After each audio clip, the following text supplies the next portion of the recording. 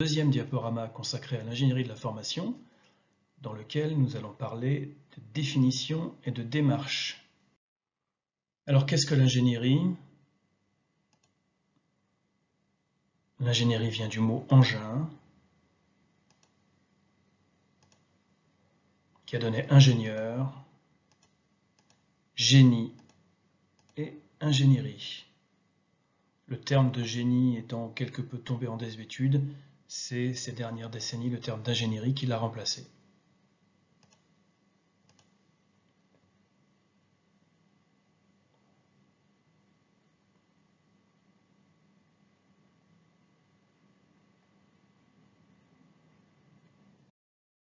Qu'est-ce que la formation? Différents éléments de définition. Il est très important de comprendre qu'une formation, c'est une prestation de service qui est coproduite par le prestataire et le client, stagiaire, destinataire. C'est quelque chose qui se construit ensemble. On parle donc de co-construction de la prestation de service.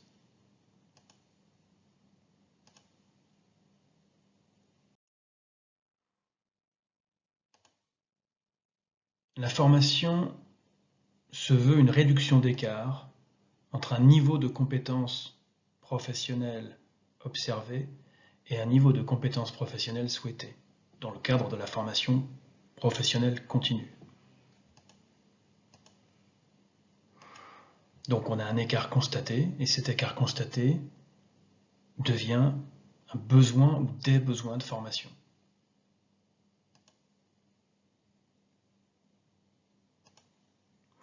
Et ces besoins de formation, on va essayer d'y remédier à travers des actions de formation.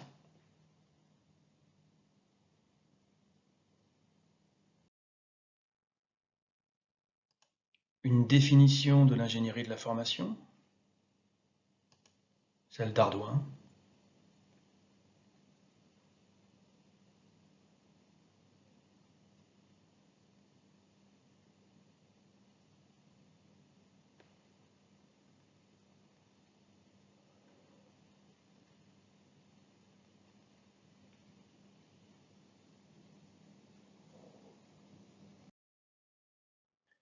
Alors, quand on parle d'ingénierie de formation, on parle d'une démarche formalisée. Et cette démarche formalisée comprend 4 étapes, quel que soit le domaine professionnel dans lequel on met en œuvre l'ingénierie de formation. Il y a ingénierie de formation quand on respecte ces 4 étapes.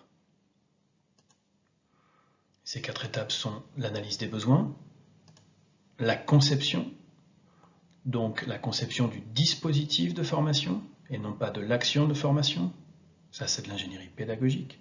Donc conception du dispositif de formation, mise en œuvre du dispositif de formation, donc des différentes actions de formation, et enfin évaluation du dispositif.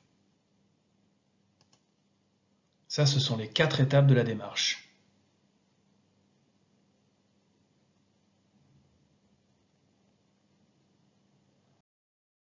Alors, la première étape, l'analyse des besoins en formation. Il s'agit d'un diagnostic des compétences en situation professionnelle.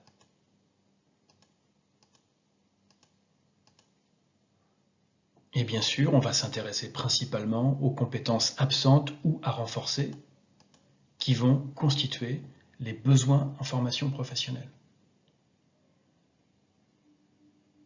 Donc la notion de besoin et de compétences sont très liées.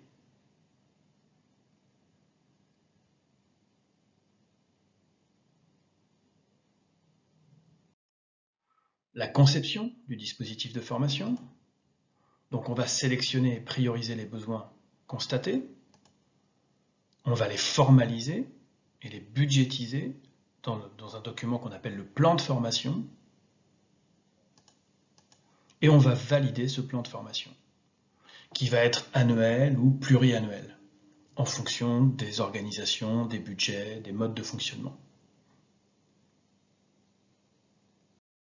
On va mettre en œuvre le dispositif de formation, ou plan de formation, en sélectionnant les prestataires de formation pour les différentes actions de formation,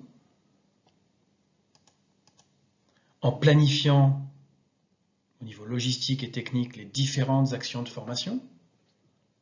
Donc ça peut être réserver la salle, louer du matériel, réserver des chambres d'hôtel pour les stagiaires, pour le formateur, etc., etc. Et on va encadrer et piloter les actions de formation. Donc si on a une action de formation planifiée pour tel moment, on va s'assurer que le démarrage s'est bien opéré, que la formation se déroule bien et qu'elle se termine bien en interagissant avec le formateur et les stagiaires. Et enfin, on va évaluer chaque action de formation, et donc ça va nous donner une évaluation globale du dispositif de formation.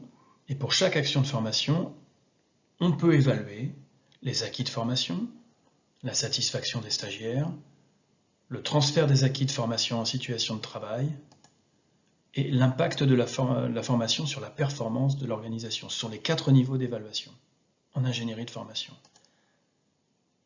Donc la typologie dite de Kirkpatrick.